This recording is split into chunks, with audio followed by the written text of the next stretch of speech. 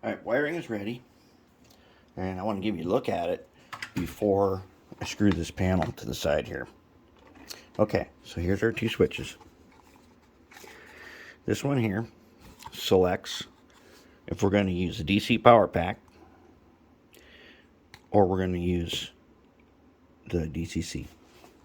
So that one on the back looks like this. Okay, so the green bus wire coming in, that's power from the DCC. The red and black are power from the DC. So the middle one, the choice I call it, it actually has two leads attached to it. I don't usually like to do this because it makes the logic really hard. But the way it works is, in that track setup over there, track 1 and 2 past the switch are always on no matter what. In DC, DCC, if there's power on, they have power. So that's these two guys here. They're going to plug in to the green bus here. So there's always power to that. Now the other one, the choice, is going to go over to the second switch to make another decision. Okay, since we always have power on, the other decision we have to make is, are we going to use the whole workbench in DCC, or are we only going to use just an isolated programming section?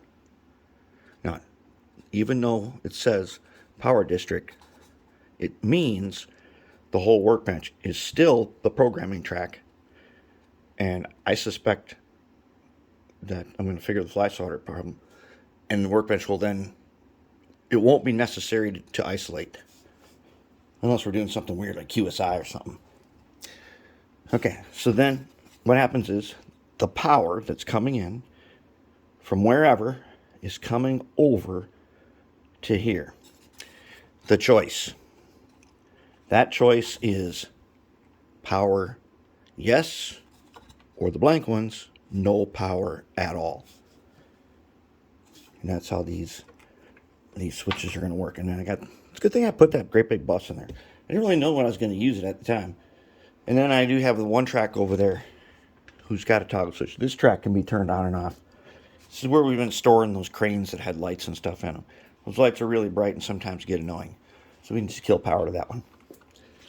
And the way we do that is, I fixed this with the black wire over there, runs over to that toggle switch, and runs back to here. And when you flip the switch, one of the choices is a nothing, so that kills the power. So there it is. Pretty easy to. It was hard to grasp the understanding of it, and I used up 3-4 sheets of yellow pad paper before I finally figured out that this is the way I wanted to do it. Okay, I'm going to install that, and then we'll give her a test run in a little while.